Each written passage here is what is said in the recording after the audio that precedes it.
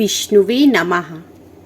जैसा कि आप सभी को पता है, आज से 18 जुलाई 2023 से पुरुषोत्तम मास प्रारंभ हो रहा है। आज से आप हर दिन सुबह के समय नियम से हमारे इस चैनल पर पुरुषोत्तम मास महात्म्य की कथाएं सुनेंगे। आशा करती हूँ कि आप अपना संयोग बनाए रखेंगे। श्री गणेश जी को प्रणाम करते हुए पुरुषोत्तम भगवान श्री कृष्ण जी संपूर्ण सृष्टि का पालन करने वाले, भगवान विष्णु ज्ञान प्रदान करने वाले, सरस्वती माँ सब पुराणों के कर्ता श्री व्यास जी तथा सभी ज्ञानी जनों के चरण कमलों में नमस्कार करके भगवान की श्रद्धा और भक्ति रस में डूबे पुरुषोत्तम मास महात्म्य की कथा कहते हैं। सभी पापों से मुक्ति दिलाकर इस लोक में सर्व सुख, धन, वैभव, रिद्धि, सिद्धि और अंत में मोक्ष प्रदायक है यह पावन कथा। इतना पावन और महान है कि यह कथा स्वयं भगवान नारायण ने देवर्षि नारद जी को अपने श्री मुख से सुनाई थी। बाद में यह कथा राजा परीक्षित एवं सूत जी महाराज ने सुखदेव जी से सुनी थी। बाद में सूत जी महाराज ने यह कथा नैमिसारण्य में 88,000 ऋषि मुनियों को सुनाई थी। उसी शास्त्रोक्त कथा का सरल हिंदी में रूपांतरण इस पवित्र पुरुषोत्तम मास में हम पढ़ेंगे और इस कथा को रोज पढ़ने और सुनने वाला प्राणी सभी पापों से मुक्त होकर अंत में पुरुषोत्तम भगवान के गोलोक में अनंत काल तक वास करता है। यह स्वयं भगवान का कथन है। याद रखना, पुरुषोत्तम भगवान श्री कृष्णा, भगवान विष्णु और शिव जी परम कृपालु बने रहते हैं हर उस प्राणी पर जो श्रद्धा पूर्वक इस कथा को नियम से पढ़ता और सुनता है। अब कथा का शुभ आरंभ करते हैं। श्री गणेशाय नमः। ओम नमो भगवते वासुदेवाय नमः। पुरुषोत्तम मास अधिक मास महात्म्य में अध्याय 1। नैमिसारण्य में सुखदेव जी का आगमन। कल्प वृक्ष के समान भक्त जनों की सभी मनोरथ पूर्ण करने वाले, वृंदावन की शोभा के अधिपति, अलौकिक कार्यों द्वारा समस्त लोकों को चकित करने वाले वृंदावन बिहारी पुरुषोत्तम भगवान को मैं नमस्कार करती हूँ। हे नारायण नर नरोत्तम तथा देवी सरस्वती और श्री व्यास जी को प्रणाम करके मैं जप लाभ की कामना करती हूँ। एक समय बहुत बड़ा यज्ञ करने की इच्छा से परम पवित्र नैमिसारण्य तीर्थ में बहुत से मुनि आए, जैसे असित, देवल, पैल, सुमंतु, पिप्पलायन, ऋषि सुमति, कश्यप, जाबाली, भृगु, अंगिरा, वामदेव, श्रुतिशण, शरभंग, पर्वत, ऋषि आपस्तंभ, मांडव्य, अगस्त्य, कात्यायन, रथितर, कपिल, रैभ्य, ऋषि गौतम, कौशिक, गालव, कृतु, अत्रि, बब्रु, तित्रशक्ति, बधु, बौधायन, वशु, ऋषि कौंडिन्य, पृथु, हारित, ध्रुम, शंकु, शंकृति, शनि, पंक, गर्ग, काणाद, ऋषि जमदग्नि, भरद्वाज, मौन, भार्गव, कर्कश, शौनक तथा महातपस्वी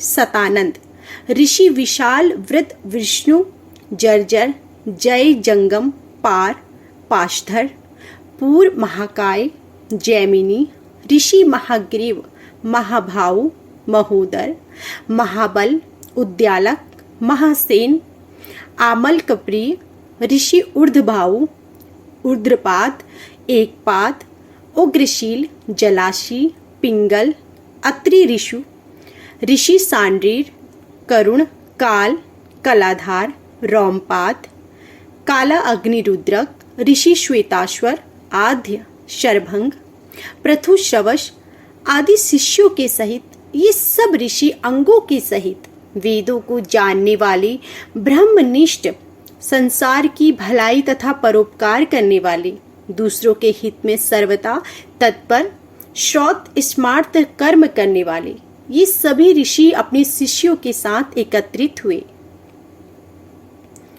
इधर तीर्थ यात्रा की इच्छा से सूत जी अपने आश्रम से निकले और पृथ्वी का भ्रमण करते हुए उसी समय वो भी अपने शिष्यों के साथ नैमिषारण्य पधारे।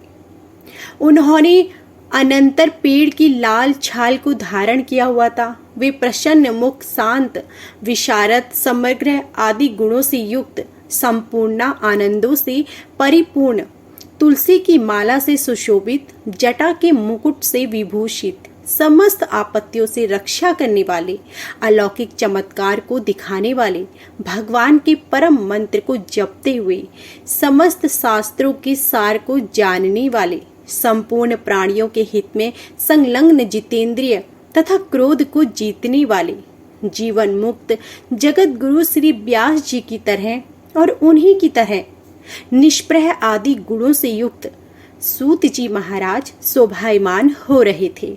उनको देख उस नैमिषारण्य में रहने वाले समस्त महर्षिगण उठ खड़े हुए और सभी मुनिगणों ने हाथ जोड़कर बोला, हे सूत जी महाराज, आप चिरायु हो, आपके लिए ये मनोहर आसन है, आप इस पर विराजमान हो।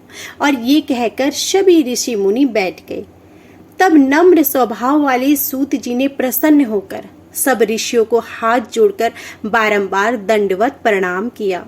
ऋषि लोग बोले, हे सूत जी, आप चिरंजीवी तथा भगवत रूप हो। आप लोगों ने आपके योग्य सुंदर आसन लगाया है। हे महाभाग, आप थके हैं, यहाँ बैठ जाइए। ऐसा सब ब्राह्मणों ने कहा और इस प्रकार बैठने के लिए कहकर जब सब तपस्वी और समस्त जनता बैठ गई, तब विनय पूर्वक समस्त मुनियों से बैठने की अनुमति लेकर प्रसन्न होकर आसन पर सूत जी बैठ गए। तदंतर सूत जी को सुखपूर्वक बैठे हुए और श्रम रहित देखकर पुण्य कथाओं को सुनने की इच्छा वाले समस्त ऋषि बोले, हे सूत जी, हे महाभाग, आप भाग्यवान हैं। भगवान व्यास के वचनों के हार्दिक अभिप्राय को गुरु की कृपा से आप जानते हैं। क्या आप सुखी तो हैं? आज बहुत दिनों के बाद कैसे इस वन में पधारे? आप प्रशंसा के पात्र हैं। हे व्यास शिष्य, शिरोमणि, आप पूज्य हैं। इस आसार संसार में सुनने योग्य हजारों विषय हैं, परंतु उनमें शेषकर थोड़ा सा और सारभूत जो है वो हम लोगों से कहिए। अज्ञान रूप अंधकार से अंधे हो को ज्ञान रूप चक्षु देने वाली भगवान के लीला रूपी रस से युक्त परमानंद का कारण संसार रूपी लोगों को दुख दूर करने में रसायन के समान जो कथा का सार है वह शीघ्र ही कहिए। इस प्रकार सौनक आदि ऋषियों के पूछने पर हाथ जोड़कर सूत जी बोले, हे समस्त मुनियों, मेरी कही हुई सुंदर कथा को आप लोग ध्यान पूर्वक सुनिए। हे विप्र, पहले मैं पुष्कर तीर्थ को गया, वहां स्नान करके पवित्र ऋषियों, देवताओं तथा पितरों को तर्पण आदि से तृप्त करके तब समस्त प्रतिबंधों को दूर करने वाली यमुना के तट पर गया। फिर क्रम से अन्य तीर्थों में जाकर गंगा तट पर गया, पुनः काशी आकर अनंतर गया, तीर्थ पर गया, पितरों का श्राद्ध करके तब त्रिवेणी पर गया। तदंतर कृष्णा के बाद गंडकी में स्नान करके पुलह ऋषि के आश्रम पर गया। फिर कृतमाला, कावेरी, ताम्रणिका, तापी, वैहायशी, नंद, नर्मदा, शर्मदा नदियों पर गया। पुनः चरणमवती में स्नान करके पीछे सीतुबुंद रामेश्वर पहुंचा। तदंतर नारायण का दर्शन करने के हेतु बद्री बन गया। तब नारायण का दर्शन कर वहां तपस्वियों को अभिनंदन कर पुनः नारायण को नमस्कार कर और उनकी स्तुति कर सिद्ध क्षेत्र पहुंचा। इस प्रकार बहुत क्षेत्रों में घूमता हुआ कुरुक्षेत्र तथा जांगडल देश में घूमता फिरता हुआ हस्तिनापुर में गया। द्विजो, वहां यह सुना कि राजा परीक्षित राज्य का त्याग कर बहुत से ऋषि मुनियों के साथ पुण्यप्रद गंगा तीर पर गए हैं और उस गंगा तट पर बहुत से सिद्धि हैं। भूषण जिनका ऐसे योगी लोग हैं, देव ऋषि वहां पर आए हैं। उसमें कोई निराहार, कोई वायु भक्षण कर, कोई जल पीकर, कोई पत्ते खाकर, कोई श्वास ही को आहार कर, कोई फलाहार का और कोई फेन का आहार कर रहे हैं। हे द्विजों, उस समाज में कुछ पूछने की इच्छा से हम भी गए। वहां ब्रह्म स्वरूप भगवान महामुनि व्यास के पुत्र, बड़े तेज वाले, बड़े प्रतापी श्री कृष्ण के चरण कमलों को मन से धारण किए हुए श्री सुखदेव जी आए। उन 16 वर्ष के योगीराज शंख की तरह कंठ वाले, बड़े लंबे चिकने बालों से घिरे हुए मुख वाले, बड़ी पुष्ट कंधों की संधि वाले, चमकती हुई कांति वाले, अवधूत रूप वाले, ब्रह्म रूप वाले, युवा से घिरे हुए महामुनि सुखदेव जी को देख सब मुनि प्रसन्नता पूर्वक हाथ जोड़कर सहसा उठ खड़े हुए। इस प्रकार महामुनियों के द्वारा सत्कृत भगवान सुखदेव जी को देखकर